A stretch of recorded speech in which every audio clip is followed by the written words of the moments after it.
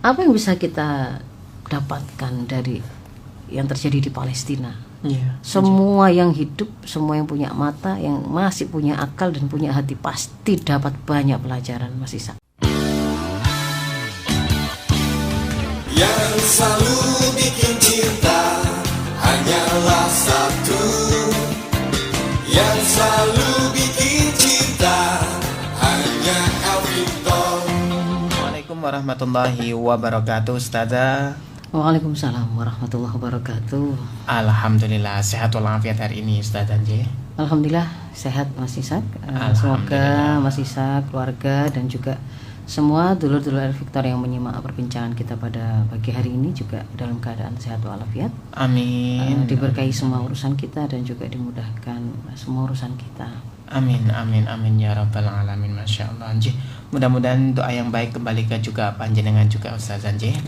Amin. Alhamdulillah. Baik Ustazah, untuk pagi hari ini kira-kira yang akan topik yang panjenengan angkat dan dibahas ini tentang apa nih? Ya, jadi pada pagi hari ini sebenarnya mungkin dalam 2 minggu terakhir ini gitu ya, saya kira siapapun muslim di dunia ini itu merasakan sebuah suasana yang membuat mungkin tidur juga tidak nyaman begitu ya? nyenyak gitu rasanya ya. Apapun itu pasti juga terbayang-bayang kondisi yang terjadi pada saudara-saudara kita yang ada di Palestina ya. Jadi memang wajar karena keimanan itu insya Allah yang menggerakkan kita dan merasa bahwa itu adalah satu tubuh dengan kita, sehingga apa yang kemudian kita saksikan terjadi di tengah-tengah saudara-saudara kita di Palestina itu adalah sesuatu yang juga kita rasakan ya, sebagai sebuah hal yang menyakitkan, yang membuat kita ada marahnya, ada tidak terimanya gitu ya, ada kekhawatiran juga. Maka saya ingin mengangkat peristiwa yang ada di Palestina itu. Kalau kemudian kita meyakini tidak ada apapun yang terjadi di muka bumi ini tanpa seizin Allah, tentu saja juga masih hidupnya kita hari ini dan kemudian kita menyaksikan apa yang terjadi di Palestina itu sampai beritanya kepada kita, bahkan detail ya, bagaimana kemudian video-videonya, bagaimana kemudian peristiwa-peristiwa atau anasir yang kemudian juga melingkupinya itu sampai pada kita. Tentu itu bukan sebuah kebetulan, pasti ada pelajaran, ada hikmah yang kemudian juga bisa kita ambil, bahkan mungkin juga akan kemudian kita pakai, akan kemudian kita ajarkan untuk menyiapkan generasi, untuk menguatkan mereka, atau kemudian kaitannya dengan perjuangan umat Islam yang harus kemudian dilakukan ya. Jadi ini ada pelajaran. Nah, saya ingin memberi judulnya itu ya, dari Palestina kita belajar. Apa yang mau kita pelajari? Apa saja yang bisa kita pelajari? Insya Allah itu yang akan menjadi bahasan kita pada hari ini. Masya Allah. Dari Palestina kita akan belajar begitu ya. Baik dulur El Victor, mari kita simak perbincangan kita bersama beliau. Baik Ustazah, waktu kami persilahkan. Ya. Bismillahirrahmanirrahim. Assalamualaikum warahmatullahi wabarakatuh. Waalaikumsalam. Hamidalillah wa sallian ala rasulillah, la hawla wa la quwata illa billah. Rabbi shrah li sadri wa yassir li amri wa hlul 'uqdatam min lisani yafqahu qawli. Amma ba'd. Alhamdulillahirabbil alamin. Dulur El Victor, sahabat-sahabat yang menyimak perbincangan kita pada pagi hari ini dari baik live FB maupun live IG ataupun melalui siaran on air radio kita ini ya Mas Ishak ya, yang sedang di jalan dan sebagainya. Marilah kita mengawali apa yang kemudian mau kita ambil pelajaran dari Palestina itu dengan mengirimkan terlebih dahulu, menyampaikan terlebih dahulu doa ya kepada saudara-saudara kita yang ada di Palestina sana, yang hari ini sampai hari ini sudah lebih dari 2 minggu ya mereka dibombardir habis-habisan, Mas Ishak ya. Masya Allah. Meskipun mereka itu sudah ada di tempat-tempat yang seharusnya secara hukum internasional itu tidak boleh kemudian menjadi sasaran ya. Mereka ada di rumah sakit, mereka ada di tempat-tempat ibadah, mereka ada di sentral-sentral penampungan, pengungsian dan seterusnya.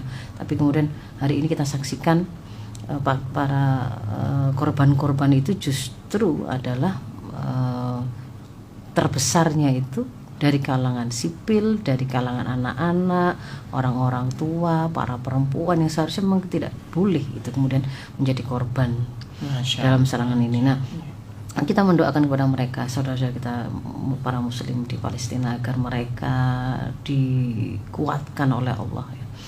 Dikuatkan segalanya, semua kekuatan yang mereka butuhkan untuk tetap survive, untuk kemudian tetap bertahan, berjuang ya, kemudian melaksanakan tugasnya di tengah berbagai macam kesulitan. Semoga Allah kuatkan mereka. Amin. Mereka tambah kekuatan, Allah tambah kekuatan mereka. Allah mudahkan semua urusan mereka. Apakah itu para petugas paramedik atau pers atau kan keluarga-keluarga yang siapapun itu ya. Semoga Allah mudahkan urusan mereka, Allah ringankan beban mereka.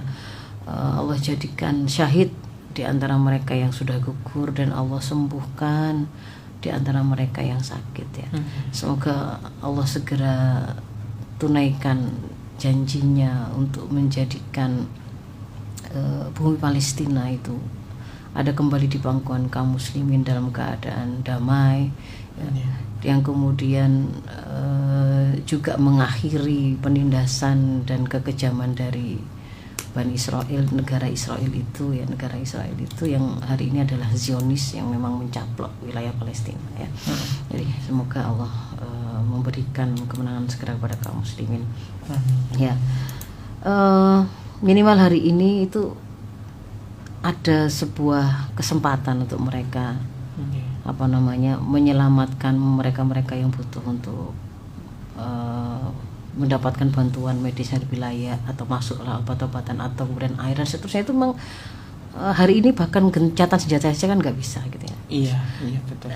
Ada pada titik di mana kita akhirnya memang kita nggak menggantungkan harapan itu kepada kesepakatan yang itu kemudian dibuat di meja-meja perundingan yang dipimpin oleh juga negara penjajah yang sudah, Amerika dalam hal ini, yang sudah dengan zahir menyampaikan dia ada di belakang Israel tanpa reserve ya. Dia dukungannya itu unconditional support ya. Jadi itu kita tidak berharap sudah, tapi kita punya harapan kepada Allah, kepada kaum muslimin ini melalui doa-doa mereka dan juga kemudian aksi nyata mereka. Nanti diantaranya akan kita bahas hari ini. Itu. Nah, apa yang bisa kita dapatkan dari yang terjadi di Palestina? Semua yang hidup, semua yang punya mata, yang masih punya akal dan punya hati pasti dapat banyak pelajaran Mas Ishak. Kalau Mas Ishak mengikuti bagaimana dinamika dan ramenya sosmed ya, dalam hal ini mungkin yang puanter itu ya mungkin TikTok ya, Twitter, Instagram. Itu di sana ada banyak sekali kemudian orang-orang yang dulunya bahkan tidak pernah tertarik dengan Islam, tidak pernah membuka dan membaca Al-Quran baik dari Muslim maupun non Muslim gitu ya, yang kemudian merasa tertarik untuk kemudian mencari tahu sebenarnya Islam itu bagaimana, sebenarnya sejarahnya Palestina bagaimana, sebenarnya Al-Quran itu seperti apa. Itu kemudian mereka terdorong untuk melakukannya. Itu kenapa ya? Karena memang mereka juga dapat sesuatu dari Palestina itu. Ada yang kemudian yang bergerak untuk kemudian mencari tahu tentang Islam itu karena melihat kehebatan daya tahan kaum muslimin Palestina. Ada yang dari sisi kehangatan, saling supportnya mereka kaum muslimin Palestina itu satu dengan yang lain gitu ya. Jadi ada dari hal-hal yang seperti itu. Ada yang kemudian bisa kemudian tertarik untuk kemudian mencari tahu apa rahasianya itu dari ketika mereka melihat bagaimana situasi beratnya seperti itu, ujian yang sudah itu ya. Mungkin kalau di dunia barat orang-orang sekuler yang tidak punya Allah itu ya tidak nunggu lama untuk membuat mereka jadi gila atau kemudian buat mereka lebih memilih bunuh diri dan seterusnya. Tapi apa yang kemudian mereka saksikan dari kaum muslimin Palestina itu, ini sudah mereka alami 75 tahun. Gitu bukan ya. hanya 1 tahun, 2 tahun. Bukan hanya 1-2 tahun, bukan hanya sejak 7 Oktober kemarin atau sejak 8 Oktober sebagai serangan balasannya, enggak. Tapi mereka bisa melihat apa gitu ya. Nah, jadi yang pertama kita melihat yang sangat nyata itu adalah bagaimana kekuatan profil dari kaum muslimin Palestina ya, yang kemudian kita bisa tahu bahwa sumber dari segala kekuatan, harapan, seperti bahan bakar yang nggak habis-habis, gitu ya. Seperti bahan bakar yang nggak habis-habis itu dari mana? Itu adalah karena mereka memiliki keimanan kepada Allah. Kenapa sampai selama 75 tahun dengan berbagai macam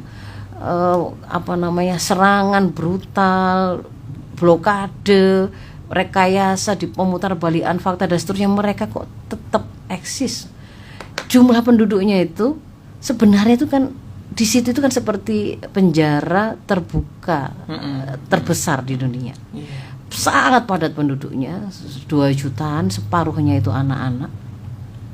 Yang kalau kemudian dibom gitu ya hari ini itu langsung satu tempat, misalkan yang pada waktu rumah sakit rumah sakit Batis Al Ahli dibom itu kan langsung 500 orang meninggal pada saat itu, nggak betul nunggu hitungan hari, pada satu serangan bisa 500. Jadi ribuan sudah sekarang ini, 5.000-an sudah syahid, lebih yang masih tertimpa di reruntuhan yang tidak bisa ditemukan dan belum bisa dipastikan untuk dihitung dan seterusnya, itu juga kita tidak tahu, dan ini masih berlanjut gitu ya. Nah, apa yang kemudian membuat mereka bisa sekuat itu? Ini saya ingin kaitkan dengan yang berkali-kali saya sampaikan ke dulur-dulur Victor dan sahabat-sahabat semuanya. Ketika kita mengatakan bahwa kita menginginkan melahirkan atau mewujudkan generasi yang berkarakter kuat, tangguh, gitu kan ya. Karena lalu saya tunjukkan bahwa karakter yang kuat atau tangguh itu seperti apa sih? Sebutkan. Oh ya, mereka itu tetap taat melaksanakan ibadah dalam kondisi apapun. Misalkan satu indikator ya. Oh, mereka ketika kemudian menghadapi kesulitan tidak mudah menyerah. Misalkan ini nggak ada air, nggak ada listrik, tapi tetap bisa melakukan perlawanan. Masih tetap kemudian mereka menjadi anak-anak penghafal Quran. Bahkan banyak yang kemudian bisa kuliah sampai level S3, dan setelah kemudian misalkan mereka habis kuliah ambil ilmu dari luar Palestina, ketika mereka ini adalah orang-orang Palestina, mereka masuk lagi ke situ. Mereka kembali ke negerinya untuk melaksanakan apa yang menjadi tanggung jawabnya. Apa yang kemudian membuat mereka kok begitu ya? Kok mereka kok seperti nggak takut mati? Nah, itu kan di antara karakter yang lain lagi. Nggak takut miskin. Kok nggak mudah dilemahkan dengan ditakut-takuti kelaparan, ditakut-takuti dengan kematian, ditakut-takuti dan kehilangan keluarga. Kok mereka tetap ada di situ? Siapapun itu kita bisa lihat itu, dari orang tua yang sudah renta sampai kepada anak-anak, ketika dia menyampaikan kalimat yang itu bisa menjadi sebuah penampakan dari profil mereka, ya, kepribadian mereka, kita bisa tahu bahwa ini orang-orang yang tangguh, ini muslim yang tangguh, kan gitu kan ya. Nah, maka saya sudah pernah terangkan karakter itu adalah buah dari sebuah pohon kepribadian Islam yang benih awalnya itu tidak bisa tidak. Benih pohon itu adalah tauhidullah, keimanan kepada Allah. Keimanan kepada Allah yang kemudian membuat mereka itu punya sebuah keyakinan kepada apapun kekuatan yang dimiliki oleh Allah, sifat-sifat Allah, bahwa Allah itu al-muhyi, Allah lah al-muhyi, Allah lah al-mumit ya, Allah yang menghidupkan, Allah yang mematikan, Allah adalah ar-razik, Allah itu maha melihat, Allah maha berkuasa untuk memberikan sebuah pertolongan. Kalau kemudian Allah menghendaki, Allah memang mau menolong, memberikan kemenangan hari ini, saat ini juga kepada kaum muslimin Palestina, bisa saja Allah bisa menghadirkan pasukannya itu, baik itu berupa angin, berupa air, berupa tanah gitu ya, berupa panas ya, berupa api, berupa hewan-hewan apapun, ataupun kemudian yang malaikatnya langsung juga bisa. Nah, keyakinannya seperti ini gitu ya. Itu yang kemudian melahirkan mereka untuk hidup saya ini memang hanya untuk mengabdi kepada Allah. Hidup untuk taat kepada Allah. Apa yang diperintahkan oleh Allah itulah sebenarnya misi saya hidup. Gitu kan ya?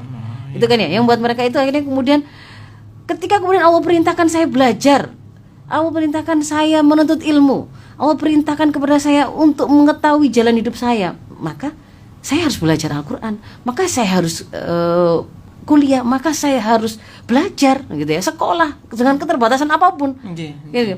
Sebelum kemudian hari ini dibombardir habis-habisan gitu. Di Gaza itu meskipun dalam keterbatasan yang dia seperti di penjara terbuka begitu ya, sebenarnya kaum muslimin di sana dengan berbagai keterbatasan itu masih yang namanya anak-anak itu rajin untuk menghafalkan Al-Quran. Bayi-bayi itu dibawa oleh ibu-ibunya, ibu-ibunya juga, orang tuanya juga, laki-laki juga, para profesional misalkan apakah itu dokter ataukah itu polisi ataukah itu profesi-profesi lain, mereka biasa sehari-hari itu kemudian mendekat pada Al-Quran, pasti itu begitu ya. Pasti berusaha kemudian menguasai Al-Quran itu ya, menghafalkannya, mengerti dan memahaminya, memasukkannya itu menjadi sebuah energi gitu ya, yang kemudian menguatkan mereka. Nah, meskipun mereka itu kesusahan loh untuk kemudian hidup sehari-hari, itu enggak membuat mereka itu kemudian menjadi orang yang mudah menyerah. Kayak hari ini aja kita temui nggak dibelikan laptop baru saja, ada yang mogok nggak lanjutin kuliah, ya kan? Ada yang nggak dibelikan motor saja, dia bisa sampai malah membakar orang tuanya. Kita ketemukan di sini. Ada anak cuma dikasih dia itu bawa mobil mewah punyanya orang tuanya saja, itu sudah membuat dia itu jadi orang yang sombong, bahkan membuat dia itu berani mendolimi orang lain, menganggap mereka nggak layak nyawanya untuk dihargai dan seterusnya. Itu sesuatu yang jauh gitu kan, jauh. Itu ini karakter yang kemudian kita temui hari ini pada sebagian generasi kita. Ini ada karakter yang kemudian juga hari ini secara transparan kita bisa lihat dari ketangguhan kaum muslimin Palestina, dari orang tua sampai anak-anak, kan gitu ya.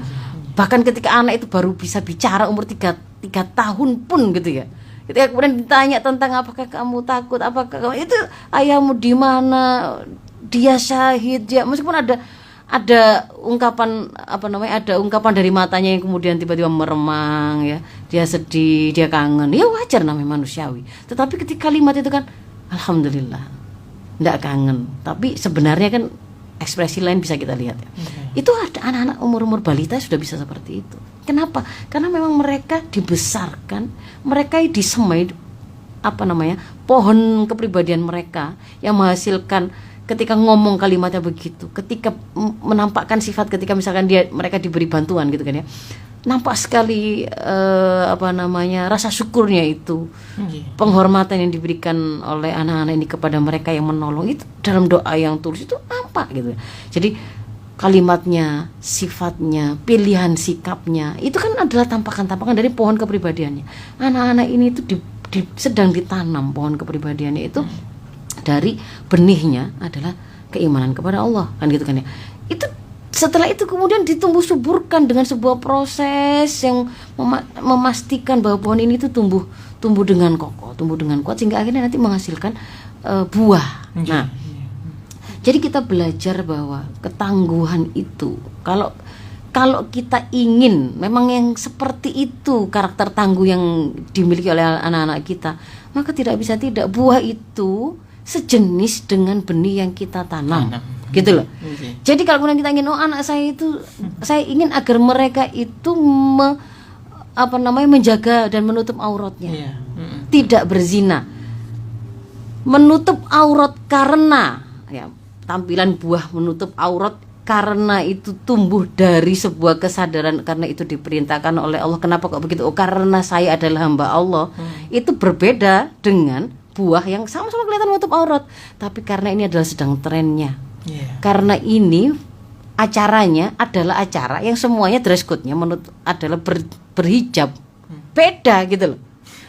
Orang kemudian bersodakoh, gitu ya, sodakoh karena paham bahwa ini diperintahkan oleh Allah, ini diantara fi'lul khairat ya, kebaikan yang bisa kita lakukan.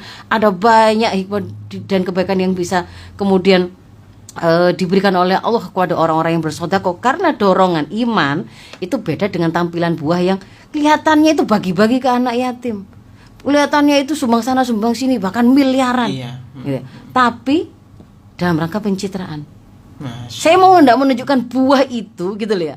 Meskipun kelihatannya sama. Lo sama-sama sedekah, sama-sama sholat, sama-sama kelihatan wudu. Satunya bahkan disyuting dan dilihat oleh seluruh orang se-Indonesia gitu ya. Ya, satunya tetap sholat di bawah reruntuhan puing-puing rumahnya. Atau kemudian yang saya lihat kemarin itu yang ada dokter yang memeriksa dan mendapat kabar keluarganya menjadi korban dan kemudian sempat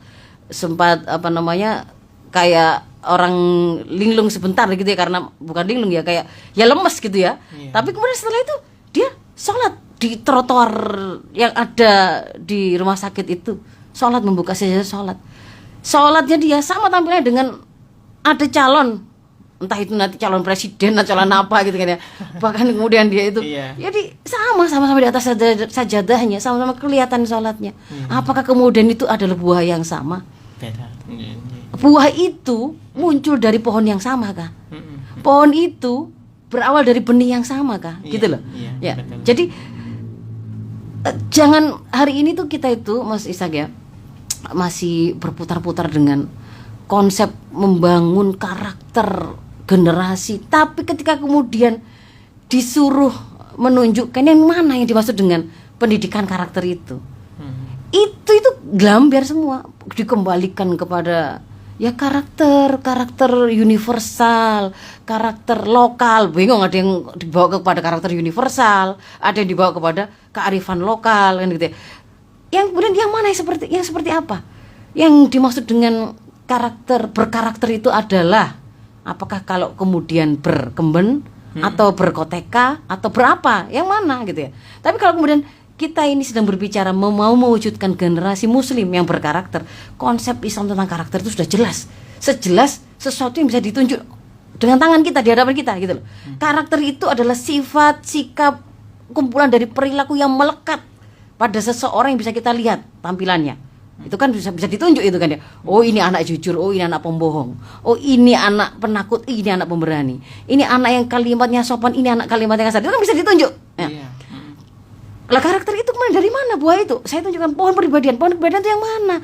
Pohon kepribadian itu adalah ketika seseorang itu memiliki pola pikir Islami sehingga terbentuk pemahaman Islami pada dirinya, lalu pemahaman itu dia pakai untuk mengikat nafsunya, mengikat amalnya, kan itu kan ya. Nah, kenapa kok dia itu berusaha ketika berpikir apapun, memahami sesuatu itu dia harus Islami, dia harus tanya sandarannya, penyikapan itu kepada Islam, ya karena dia adalah seorang muslim. Muslim itu yang bagaimana? Itu kita bicara benihnya tadi. Adalah seseorang yang meyakini bahwa dia ada di dunia ini bukan tiba-tiba, bukan tanpa sengaja, bukan berasal dari batu, tapi dari Allah Al-Khaliq Al-Mudabbir. Kan gitu ya, Allah yang menciptakan, Allah yang mengadakan, dia dengan misi penciptaan. Wa ma khalaqtul jinna wal insa illa liya'budun. Karena itu apapun pertanyaan sifatnya cabang tentang bagaimana saya menjalani hidup ini, terjawab ketika dia tahu bahwa saya hidup ini pokoknya adalah untuk beribadah pada Allah. Nah, apa saja itu? Ketika misalkan saya mau milih kerjaan yang bagaimana? Hidup saya adalah untuk ibadah kepada Allah. Tentu saja saya akan nyari pekerjaan yang halal. Karena yang akan dihisab dari saya adalah bagaimana kamu mendapatkan harta dan bagaimana kamu membelanjakan harta. Kamu kerjamu seperti apa, kan gitu kan ya? Bukan besarnya. Nah, itu karena paham itu. Jadi kalau kemudian kita menginginkan mendapatkan ketangguhan sebagaimana yang karakter tangguh sebagaimana yang kita inginkan, mau tidak mau itu berasal dari kokohkan akidahnya. Maka pelajaran yang kelanjutannya dari itu tadi, sudah hentikan segala upaya yang justru hari ini itu seolah-olah kita menggoyang akidah anak-anak kita. Menggoyang akidah itu kayak gimana sih? Ketika kemudian kita menyampaikan narasi semua agama sama, semua agama benar, semua Tuhan itu ada, ya itu akhirnya membuat anak tambah bingung. Karena ketika dia itu meyakini bahwa dia itu adalah makhluk yang diciptakan oleh Allah, itu tidak kemudian bermakna bahwa dia akan memusuhi orang yang tidak menyembah Allah. Tidak. Justru hukumnya itu syariah yang diberikan oleh Allah yang menciptakan dia itu mengatakan lakum dinukum waliyadin, la ikraha fiddin, kan gitu kan ya.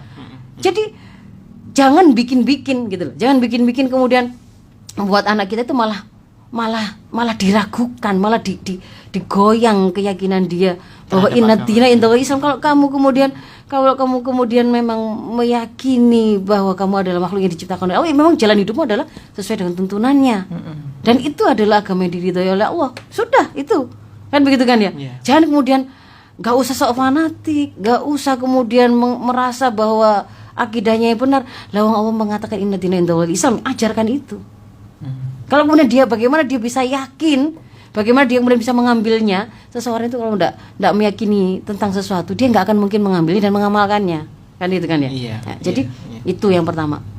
Jangan robohkan kepribadian anak kita itu dengan hal-hal yang ternyata kita malah merobohkan fondasi awalnya. Bahkan benihnya pun nggak kita tanam. Kalau kita adalah orang tua atau guru-guru yang bahkan kemudian tidak menjadikan desain pendidikan kita itu adalah menanam benih tauhid itu tadi, akidah tadi, atau bahkan malah mencampurnya dengan hal-hal yang lain gitu ya. Antara ateis dengan bertuhan kok dijadikan sama, ya nggak bisa gitu ya, nggak bisa. Iya, jadi memang harus kemudian membantu anak kita itu, kita tanamkan itu benih yang benar, itu benih pohon yang kita mau tanam. Kalau Anda mau nanam itu ya silakan gitu loh ya. Tapi kalau Anda Muslim, ada kewajiban untuk menanam benih kepribadian Islam tadi itu kepada anak-anak kita. Itu kan kewajiban, ya kan, bahwa setiap bayi yang lahir itu lahir dalam keadaan fitrah. Orang tuanya yang kemudian akan membuatnya jadi Majusikah, Yahudikah, Nasronikah, ataukah jadi Muslimkah, itu orang tuanya. Jadi memang ada kewajiban di situ. Kalau menanam pohon kepribadian anak, ya tanamlah pohon kepribadian Islam, bukan pohon kepribadian yang lain-lain gitu loh ya.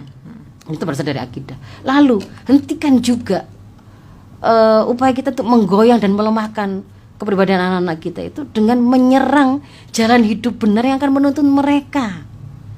Ya, syariah Islam itu kan jalan hidup yang akan menuntun mereka. Jangan kemudian justru kita putus keimanan yang dimiliki oleh anak-anak kita itu dengan syariah yang harusnya mereka terapkan.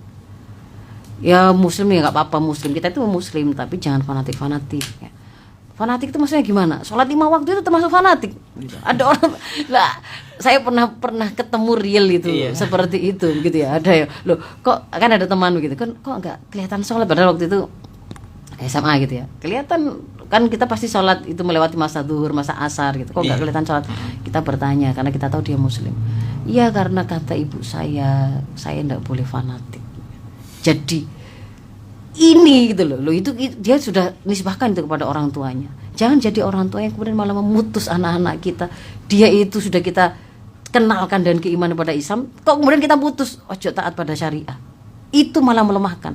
Gara-gara mereka tidak mengenal syariah, mereka nggak mengenal yang namanya zina itu haram, mendekati zina itu haram, ikhtilat, campur baur di klub-klub malam, di tempat-tempat karaoke, melakukan mesum, melakukan kedoliman dengan bullying, itu mereka nggak paham karena nggak ngerti syariah itu seperti apa.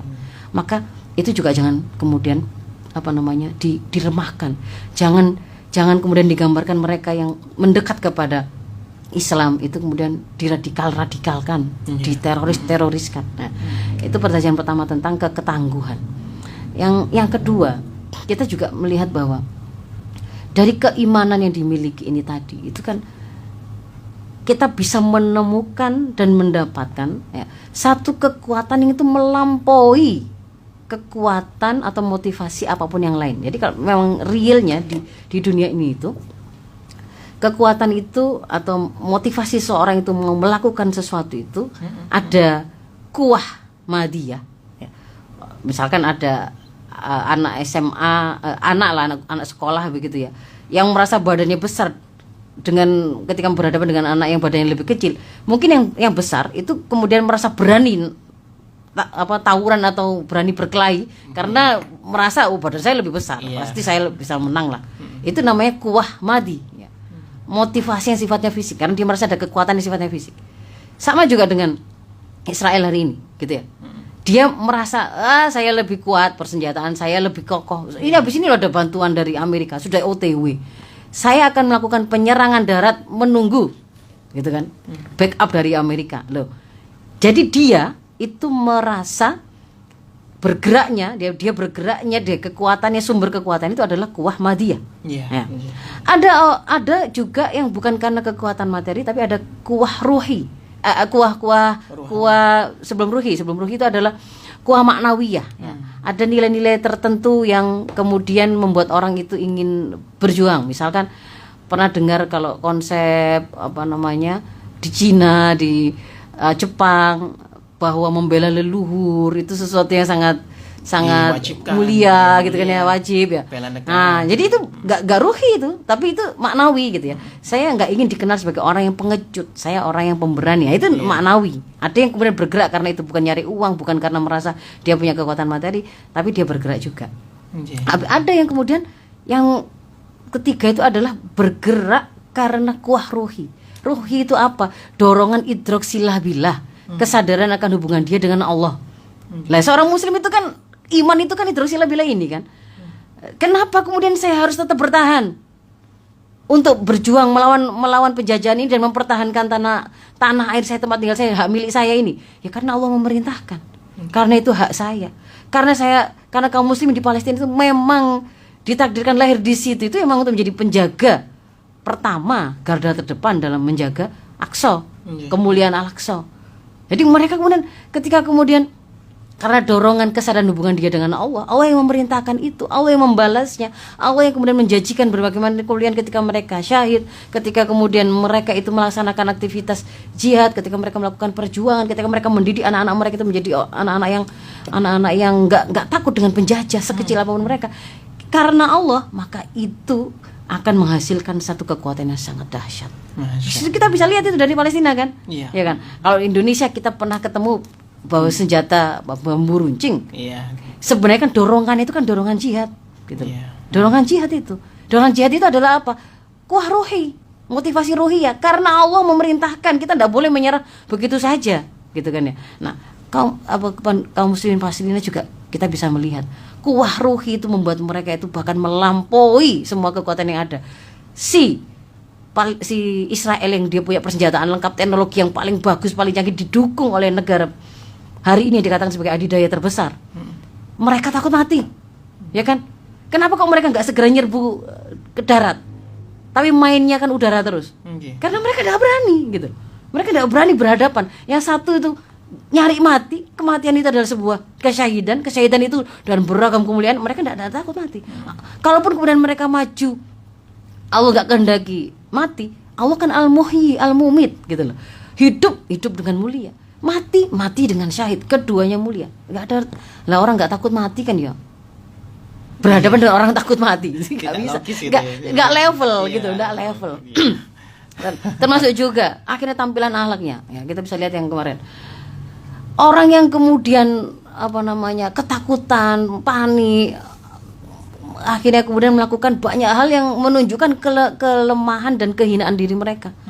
Bikinlah kemudian cerita tentang bahwa para pejuang Palestina membunuh bayi, memenggal 40 bayi dan seterusnya. Tapi langsung terpatahkan dengan misalkan kemarin ya, ada bukti nyata ketika Hamas melepas 2 sandera penduduk lansia ya. 85 tahun, tidak mungkin berbohong. Dia menceritakan bagaimana, pasti pertama diawali dengan bahwa para pejuang Palestina itu mengatakan, kami adalah kaum muslimin, kami hidup dengan Al-Quran, tidak mungkin menyakiti Anda, kami akan menjaga dan memenuhi hak Anda. Itu kan disampaikan itu, selalu seperti itu. Lalu dia menceritakan setiap hari kami juga makan makanan sebagaimana mereka, kami dijaga kebersihan tempat tidur kami, ada dokter karena dokter 2 hari sekali, ada yang perawat yang perempuan yang juga kemudian menyiapkan obat, dan dilepaskan itu karena apa? Karena Hamas tidak merasa memiliki cukup pengobatan untuk situasinya dia, gitu kan ya. Bahkan yang mungkin oleh pemerintah Israel sendiri, 2 orang ini itu nggak dihitung dan tidak membuat mereka itu kepikiran mau menyelamatkan, enggak, gitu loh. Itu dilepaskan. Apa yang kemudian Anda keluarkan tentang kehebatan, kebaikan gitu ya, kebaikan profil peradaban Barat, justru hari ini tuh langsung, mestinya kaum muslimin itu langsung dapat pelajaran, runtuh lah itulah, gitu loh.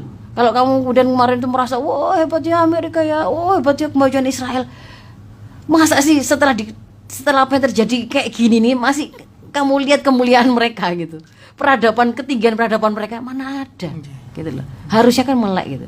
Nah, jadi yang kedua tadi, kuah ruhi itu adalah kekuatan terbesar, bahkan bisa mengalahkan kekuatan materi maupun maknawi. Kita bisa lihat mulanya dulu punya kemampuan perlawanan itu dengan intifadah batu. Itu kan kemudian nyari terus layangan gitu kan ya. Sampai kemudian bisa menghasilkan di tengah kepungan penjara terbuka itu masih bisa kemudian membuat roket, menyiapkan ini itu dan seterusnya. Jadi karena apa? Dorongan iman. Kuah ruh itu seperti itu.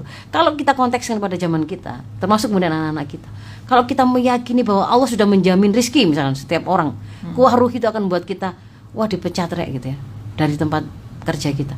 Nggak kemudian langsung membuat kita down, membuat kita langsung sudah nggak ada gunanya hidup lagi. Atau yang kemudian beberapa kasus mahasiswa yang kemarin mati bunuh diri itu ya, karena kemudian dia kesulitan mengerjakan tugas. Ya. Kalau kemudian kalau kita itu punya kuah ruhi, ini itu adalah diperintahkan menuntut ilmu itu oleh Allah, diperintahkan, ini kewajiban. Sampai level mana? Ya ikhtiar saja yang terbaik. Tugasmu hanya taat. Nggak diberi beban melampaui apa yang jadi kewajibanmu, gitu loh. Ya, maka itu kemudian saya jadi anak yatim. Saya anak yatim. Saya akan berusaha nyari kan. Ya apa caranya tetap masih nggak bisa sekolah di tempat yang mungkin harus membayar. Saya nyari jalan untuk tetap pinter lah saya ini. Supaya tetap cerdas lah ini. Saya tetap bisa mengetahui mana benar, mana salah, mana baik buruk. Saya punya skill. Kan itu kan buat dia bergerak. Kuah ruhi gitu ya.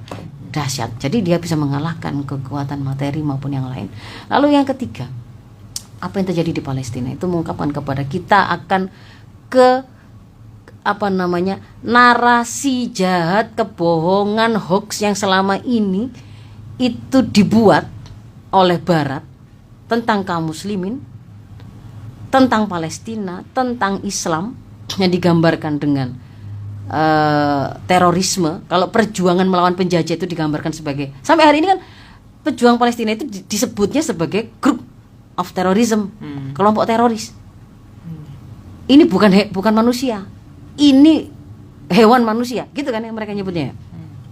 Ketika kemudian mereka berusaha menggambarkan kaum muslimin yang berusaha melakukan perlawanan kepada penjajahan mereka, yang berusaha tetap memegang Islam, yang berusaha tidak menyerah, itu dengan gambaran dengan sebegitu perendahannya. Tapi kemudian kita bisa menyaksikan hari ini kasat mata itu transparan di hadapan kita, nggak cocok gitu antara label yang mereka kasih dengan fakta profilnya. Jauh gitu. Kalau kemudian mereka dikatakan sebagai teroris mana? Terorisan mana? Lebih teroris mana antara yang masih diisukan dan ternyata tidak ada buktinya, lalu kemudian sudah diakui juga bahwa ada melakukan pemenggalan pada 40 bayi, dengan yang sudah nyata-nyata jelas, kita langsung lihat video-videonya itu, bayi-bayi ribuan gitu ya, ribuan. Sudah nyata, dan mereka sama sekali tidak pernah mengecam itu, tidak pernah menampakkan kasih sayang kepada para korban-korban sipil itu mana sebenarnya kemudian teroris bagi kita. Kita harus bisa lihat itu. Kaum muslimin sudah harus sadar bahwa sebenarnya isu terorisme ini, termasuk war on terrorism, kita itu diseru dunia, semuanya diseru oleh Amerika, dibina oleh dia. Anda bersama kami memerangi teroris, ataukah berarti kalau Anda nggak mau Anda terorisnya? Itu sebenarnya adalah narasi sesat yang dibikin oleh Barat gitu loh. Termasuk kemudian hari ini tuh bahkan transparan kan ya, media CBC, CNN, apapun ya, Sky News, Fox News dan seterusnya itu, kalau kemudian kita yang media-media mainstream itu ternyata ketika memberitakan tentang Palestina, narasinya itu bisa sama, bahkan sampai teks-teksnya lo sama, bisa dijejer gitu ya. Kalau misalnya Dulur Victor atau saudara-saudara ini nyimak beberapa postingan yang misalnya itu tersebar banyak di sosmed, di antara di TikTok, TV itu ketika dijejer gitu loh, skripnya lo sama, si ininya, hostnya itu, penyiar-penyiarnya itu. Jadi kalimat itu sama. Ketika mereka melakukan wawancara, pertanyaan pertama pasti sama. Apakah Anda mengecam tindakan terorisme yang dilakukan oleh Hamas? Pertanyaan pertamanya mesti itu, semua. Tapi mereka tidak pernah kemudian mengecam kebrutalan yang dilakukan oleh Israel, dukungan tanpa syarat yang diberikan oleh Amerika, dan seterusnya. Justru sekarang yang speak up itu malah hari ini yang masih memiliki nurani, bahkan dari kalangan orang-orang kafir dan orang-orang Amerika sendiri yang merasa, lu pajakku kamu bikin untuk membiayai pengeboman orang-orang yang tidak bersalah, mereka tidak terima. Itu mereka yang kemudian turun. Makanya kan demo terbesar kemarin kan juga ada di Eropa, ada di negeri-negeri bukan negeri Muslim. Oh ya, kita harus dulu ya. Ya. Break ya, baik. Ya, baik Telur Victor, kita lanjutkan kembali. Baik, Ustazah, monggo bisa dilanjutkan kembali. Ya, dengan agak cepat ya mungkin ya. Iya. Nah, jadi yang tadi keempat ya. Ketiga ya, ketika bahwa hari ini itu terungkap bahwa sebenarnya apa yang dinarasikan sebagai war on terrorism, dan akhirnya kemudian dari situ lahir banyak program-program dan kebijakan yang diaruskan ya. Iya. Diaruskan itu dari dunia internasional dan dipaksakan masuk ke masing-masing, termasuk ke negeri-negeri muslim. Di antaranya adalah kemudian ada program counter terorisme, deradikalisasi, yang maknanya apa? Yang bahwa yang tadinya itu digambarkan bahwa Islam sebagai teror tadi, kalau itu tesisnya itu kan sudah runtuh, itu tidak ada itu adalah justru sebuah fabricated terrorism, bikinan gitu loh. Iya. Ya kan, mereka itulah orang-orang yang menciptakan teror itu sendiri, tapi itu dijual ke tengah-tengah kaum muslimin untuk apa? Untuk membuat kemudian kaum muslimin dibikin merasa takut, merasa bersalah kalau mereka itu kemudian berpegang teguh kepada agamanya. Karena di sana memang ada hukum tentang jihad. Bayangkan kalau kemudian sebagaimana maunya program deradikalisasi itu adalah menghapus hukum mata ajar sampai kepada pesantren-pesantren pun, itu kan jihad itu kan kemudian dihapuskan gitu kan ya. Kalau kemudian kita itu mengalami penjajahan seperti Palestina, terus kemudian diputus keinginan kita untuk berjuang mempertahankan apa yang kita punya itu karena dianggap itu sebagai sebuah tindakan teror. Bisa dipahami nggak gitu? Tapi itu yang sudah bahkan sudah running gitu, sudah kita lakukan. Dihapus itu dari kurikulum pendidikan kita. Padahal kan konteks jihad itu nggak seperti yang mereka gambarkan. Mereka sendiri yang sebenarnya barbar. Itu bukan jihad gitu. Kalau kemudian Anda saksikan tentang bagaimana hukum jihad, ada fikih jihad. Fikih jihad itu tidak membolehkan yang namanya menyerang tempat-tempat ibadah, menyerang fasilitas-fasilitas publik, tempat minum, listrik, kemudian kebutuhan fasilitas publik gitu ya. kebutuhan publik nggak boleh gitu ya. Rumah sakit nggak boleh, sipil nggak bersyarat, anak-anak, perempuan, orang tua nggak bisa, nggak boleh itu mereka itu jadi korban. Bahkan hewan ternak yang kemudian disengaja di situ memang sentral untuk pusat makanannya itu peternakan misalnya begitu kan nggak boleh kan gitu kan ya. Nah, tapi yang melakukan kejahatan kayak begitu siapa? Justru bukan konsep fikih jihad itu kan gitu kan ya. Termasuk memperlakukan sandera dengan baik. Itu ada hukum dan fikih jihad. Tetapi kemudian hukum ini itu kan dibolak-balik di monsterisasi. Kita sudah keterlanjur begitu, maka hentikan sekarang ini. Karena sebenarnya narasi yang digunakan untuk membangun bahwa kita butuh deradikalisasi, kita butuh melakukan counter terorisme, itu loh. Hari ini sudah transparan. Kalau itu hanya narasi kebohongan yang dibangun oleh para penjajah untuk membuat kaum muslimin semakin lemah perlawanannya. Kalau mereka itu dicaplok sumber daya alamnya, emasnya, hutannya, tanahnya atas nama investasi, biar diam saja. Kenapa? Karena kalau mereka itu mengenali syariah, maka syariah mengatakan dan mengajarkan kepada mereka bahwa yang namanya sumber daya alam itu milik umat, nggak boleh kemudian dialihkan menjadi kepemilikan personal, baik swasta, negeri maupun asing. Loh, itu syariah yang mengatakan begitu. Nah, supaya kemudian para penjajah ini memastikan tidak ada perlawanan dalam hal ini, maka kaum muslimin harus dibikin nggak kenal syariahnya, gitu loh. Dan itu jalannya apa? Kalau diruntut ke atas ya karena itu tadi syariah digambarkan dengan semakin orang taat pada syariah semakin teroris, semakin radikal, kan itu kan ya, fanatik, sehingga akhirnya kita malah sampai mengubah kurikulum kita sampai kemudian mengawasi para dai-dai di masjid khutbah Jumatnya gimana, sertifikasi. Itu enggak hanya di Indonesia loh ya, di seluruh negeri-negeri muslim hari ini itu terjadi seperti itu. Kita mengikuti step by step apa yang menjadi mau dari para teroris ini sendiri gitu loh, yaitu Amerika dan para negara-negara penjajah kaum muslimin hari ini. Itu yang kemudian yang berikutnya, maka hari ini merupakan sebuah momentum yang sangat tepat bagi kita kaum muslimin untuk menghentikan kepercayaan kita, terbuainya kita dengan propaganda seolah-olah peradaban yang mereka tawarkan itu adalah peradaban terbaik, paling mulia, profil personal yang kemudian mereka ajarkan tentang kemodernan, itu adalah yang paling bagus. Jadi kalau mau kelihatan modern itu berarti ya begini nih, nggak berjilbab. Kalau berjilbab itu dekat dengan teroris gitu ya. Harus membuka aurat, itu simbol kemodernan, itu etika gitu kan ya. Nah, justru etika, itu justru profesional. Bekerja nggak mengenal yang namanya hukum ikhtilat, mendekati zina atau tidak. Itu kalau kemarin itu kemudian itu bagian dari profesionalisme kerja. Kalau Anda seorang muslim, Anda bisa lihat itu bukan kemuliaan.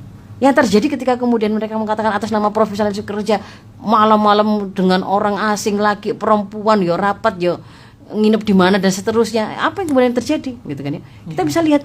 Jadi ini momentum yang keempat itu, kita kaum muslimin itu sudah jangan terbuai dengan peradaban, mencoba mencari kemuliaan dari peradaban lain, dari tuntunan lain. Cukup kembali kepada Rasul sebagai teladan utama kita. Cukup kembali kepada Islam. Al-Islam, kalau Rasul mengatakan al-Islamu ya'lu wa la yu'la alaih. Islam itu sudah tinggi sudah. Maka kalau kita berpegang pada Islam, kita akan terangkat jadi ada pada ketinggian. Justru kalau kita melepaskan ketinggian itu, ya jatuhlah kita kepada kerendahan, kehinaan gitu loh. Ya, jadi nggak usah nyari-nyari yang lain. Kemudian yang lain, pelajaran yang lainnya adalah setelah kita juga melepaskan kepercayaan dan mencoba mencari kemuliaan dari jalan hidup yang lain, kenalilah kalau begitu sekarang ini bagaimana hidup bersama Islam, meraih kemuliaan dengan Islam. Sudah waktunya hari ini kaum muslimin itu sendiri, ngaku muslim kok nggak mengerti bagaimana jalan hidup dengan Islam, ngatur keluarga dengan Islam. Sudah nggak usah pakai ajaran feminisme. Nanti di situ tuh kalau kita itu mengikuti apa yang dituntutkan oleh Islam, harmonis gitu. Sakinah akan ketemu. Kalau kemudian saya mau melakukan parenting, sudah nggak usah sibuk dengan hanya merujuk, justru dikiranya itu teori-teori psikologi terkini itu pasti yang paling cespleng. Kita itu punya tuntunan yang diberikan oleh Islam. Hari ini harusnya menjadi momentum untuk kembali mengkaji, mempelajari sama secara menyeluruh sebagai sebuah way of life. Yang berikutnya kaitannya dengan ada tugas kita terkait dengan situasi hari ini yang terjadi di Palestina adalah apa? Kita melakukan pengungkapan fakta. Karena kaum muslimin di Palestina itu tidak bisa keluar dari penjara mereka itu. Orang yang sudah ada di dalam, termasuk pers yang ada di sana, mereka siapapun mereka berusaha mengabarkan, mereka berusaha live, mereka berusaha menyampaikan, karena mereka berharap yang ada di luar Palestina akan membesarkan apa yang terjadi di sana, untuk membuat kesadaran itu menyebar ke seluruh dunia. Maka hari ini kalau Anda adalah seorang influencer, kalau Anda adalah orang-orang yang berpengaruh, yang didengar suaranya, yang didengar kalimat-kalimatnya, ambil porsi untuk kemudian menjadi para pembela dan pejuang bagi saudara-saudara kita yang sedang tertindas. Hari ini terjadi pembantaian genosida itu tidak hanya di Palestina sebenarnya, Mas Ishak. Ada di Sudan, ada di Kongo juga sedang terjadi. Kita speak up terhadap itu. Bagi kita yang selama ini nggak pernah tahu sebenarnya, atau mungkin kita kemarin termakan dengan propaganda bahwa Palestina, Hamas itulah memang yang kemudian bersalah gitu ya. Sekarang waktunya untuk cari tahu, buka. Apalagi kalau Anda Gen Z punya sebuah karakter, dia itu tidak mudah percaya, dan dia punya kemampuan untuk mencari sumber itu dan menggunakan kemajuan teknologi jauh melampaui daripada orang-orang tua, kakek nenek mereka yang mungkin hari ini jadi pejabat-pejabat yang sedang membuat kebijakan di tengah-tengah kehidupan kita. Maka silakan kamu cari gitu ya. Cari sumber-sumber yang terpercaya langsung untuk kemudian mendapatkan apa sih sebenarnya yang terjadi di Palestina, supaya tidak mudah dibohongi, tidak mudah dibodohi. Kemudian yang terakhir ya, kita juga bukan terakhir ya, dua ya. Yang berikutnya adalah kita menyaksikan peristiwa di Palestina itu juga menyaksikan kepada kita bahwa umat ini masih hidup, Mas Isa. Umat ini tuh masih hidup, perasaan mereka masih memiliki ukhuwah Islamiyah meskipun mereka sedang dikerat-kerat dalam berbagai macam nation ya. Tapi mereka itu karena dorongan iman dan dorongan kayak kesadaran bahwa nilai kemanusiaan itu lebih tinggi daripada materi, daripada slogan-slogan semu nasionalisme. Mereka bisa tahu gitu loh. Mereka masih hidup. Mereka menyuarakannya. Umatnya masih seperti itu. Tetapi kemudian kok masih terjadi pembantaian itu terus-menerus, padahal di sekitarnya itu adalah negeri-negeri muslim yang lain. Karena ternyata ada sisi umat, ada sisi penguasanya. kita bisa membaca dengan jelas pada situasi di Palestina itu satu fakta yang menunjukkan bahwa antara pemimpinnya dengan rakyatnya itu ternyata terputus sebenarnya, gitu loh. Kaum muslimin hari ini tuh umatnya tuh menginginkan, ya harusnya kamu membantu, kamu yang saya serai urusan untuk ngurusi kami, kita juga punya pasukan, kita juga punya yang namanya obat-obatan untuk dikirim, kita punya macam-macam ya, makanan dan seterusnya, kami ingin membantu. Harusnya kan kemudian kamu berusaha untuk berjuang, pemimpinnya yang diminta begitu, tetapi mereka bahkan untuk mengatakan ya saya buka gerbang ini, itu saja mereka tidak sanggup gitu loh ya. Atau apalagi kemudian menyampaikan ancaman atau kemudian melakukan perlawanan sebagai sebuah suara resmi dari pemimpinnya negeri Islam, itu ternyata tidak. Jadi kita bisa melihat ada keterputusan antara perasaan yang dimiliki oleh rakyatnya dengan penguasanya begitu ya. Nah, yang terakhir adalah kita sertakan terus bahwa Allah itu menjadikan peristiwa ini, bahkan orang-orang Palestina sendiri itu sudah sadar gitu ya, bahwa apa yang mereka alami, mereka paham bahwa memang Allah menjadikan hidup mereka itu bagian dari sebuah fakta yang digunakan untuk membangkitkan kesadaran, kebangkitan dari seluruh kaum muslim seluruh dunia. Cuman ada statement yang juga disampaikan. Cuman kami memang nggak mengira sampai selevel apa, kira-kira kayak gimana levelnya yang untuk kemudian membuat dunia luar ini bangkit kembali, kaum muslim dari tidurnya itu bangun lagi itu loh. Mereka menerima kok bahwa memang mereka terlahir di situ, memang harus membela itu. Bisa jadi memang mereka akan menghadapi situasi sulit, cuman kan mereka tidak terbayang bagaimana. Tetapi mereka siap. Masa kita yang kemudian hari ini sudah disuguhkan pelajaran itu, orang saudara kita yang mengalaminya, kita diminta ambil pelajaran, kok masih tidak ambil pelajaran? Maka selain mendoakan mereka, ya seharusnya kemudian kita juga bersuara dan juga satu sisi menyadarkan umat bahwa kita harus mengakhiri penjajahan ini.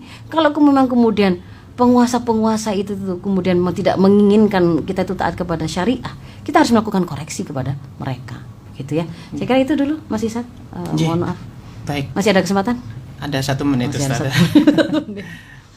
Baik, ada pertanyaan ini, satu pertanyaan saja, Nji. Assalamualaikum, bagaimana caranya mengajarkan akidah dan ajaran tentang Islam jika anak kita sudah besar sekitar umur 12 tahun ke atas? Terima kasih. Jadi, memang ada tahapannya. Di antara prinsip pendidikan dalam Islam itu kan berbasis usia, ya kan?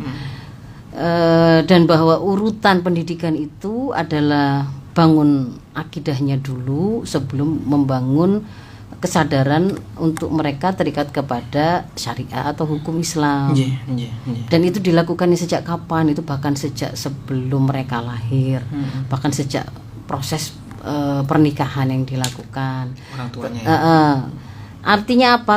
Kalau bertanyanya itu 12 tahun, ya memang harus kita akui ada sebuah keterlambatan, memang ada sebuah pengabaian berarti yang sudah kita lewatkan. Ada masa yang sebenarnya itu menjadi momentumnya, memang sudah kita lewatkan. Maka statusnya pasti itu adalah sebuah pengejaran, ya kan? Mengejarkan apa yang tertinggal yang kemarin tidak kita bangun. Ya tentu saja berbeda dengan ketika sesuatu itu dibangun sesuai dengan urutannya. Kalau urutannya itu, kalau memang kita itu membangun misalkan bangunan gedung itu sesuai dengan urutannya, ya memang akan kokoh, akan mudah melakukannya. Kayak bangun rumah itu kan ya fondasi dulu, gak mungkin kalau sudah kadung temboknya, kadung atapnya, kemudian ini nggak kuat, kokoh fondasinya. Memang di situ ada sebuah hal yang harus kita bayar gitu loh. Tetapi saya ingin memberikan sebuah penekanan bahwa apapun kebaikan itu, sekalipun kemudian dia itu terlambat kita ketahui, kalau itu adalah sebuah kesadaran akan kebaikan, tidak ada yang perlu disesali, tetap ternilai sebagai sebuah kebaikan. Tinggal mendekat saja kepada kebaikan itu dan berusaha untuk melakukannya. Jadi kalau misalkan realnya, pertanyaannya kan bagaimana saya mengajarkan akidah kepada anak yang sudah kandung 12 tahun. Pertama, ibu, kalau kita sadar bahwa kemarin kita sudah melakukan kesalahan, ya sudah taubatan nasuha. Harus sadari bahwa kemarin itu ada kesalahan yang kami lakukan. Kok sampai 12 tahun saya baru kepikiran membangun akidah? Maka saya harus taubatan nasuha. Saya meminta ampun kepada Allah, karena ini juga ada kaitannya dengan haknya anak. Saya harus meminta maaf kepada anak, mengakui kesalahan saya, dan bagaimana kemudian saya akan memperbaikinya, karena termasuk taubatan nasuha itu menghentikan kesalahan itu seketika dan kemudian tidak akan melakukannya kembali di masa yang akan datang. Dan kalau itu berkaitan dengan hak Adam, maka kita minta ridhonya, gitu kan ya. Nah, lalu yang kedua, kita nggak akan bisa mengajarkan kepada anak kita tentang bagaimana mengokohkan iman kalau kita sendiri tidak kokoh imannya. Kita tidak bisa mengajarkan kepada anak kita jangan takut mati kalau kita itu takut mati. Jangan takut miskin kalau kita takut miskin, nggak bisa. Maka artinya apa? Sebelum mengajari pasti kita harus belajar dulu. Nah, ada enggak itu list jadwal kita berusaha mengenali Islam itu secara menyeluruh. Nah, mengenali Islam itu akidah dan syariah, gitu loh. Dan nanti kemudian di dalam syariah itu ada akhlak-akhlak, penjelasan tentang akhlak, ada hukum-hukum dan seterusnya. Pahami itu, pelajari itu. Dan itu harus dialokasikan waktunya secara khusus. Tidak boleh ada muslim, keluarga muslim dalam 24 jam yang dia miliki dia tidak melakukan alokasi untuk memahami jalan hidupnya. Itu tidak masuk akal, gitu ya. Jadi yang kedua langkahnya itu adalah itu kita ngaji dulu sebelum kita itu ngajari anak ngaji. Ya, belajar dulu. Yang terakhir baru nanti sifatnya akan ibu tahu bagaimana langkah-langkahnya itu ketika ibu akan mendekat gitu ya. Oh, kita bertanya bagaimana sih Islam kemudian mengajarkan tentang cara mendidik. Di situ akan ketemu langkah-langkahnya. Tapi nggak bisa dibahas hari ini. Mohon maaf sekali ini saya sudah dikode-kode untuk mengakhiri ya. Sahabat, karena waktunya juga terbatas begitu ya. Baik. Saya mohon maaf. Afu minkum ihdinas siratal mustaqim. Assalamualaikum warahmatullahi wabarakatuh.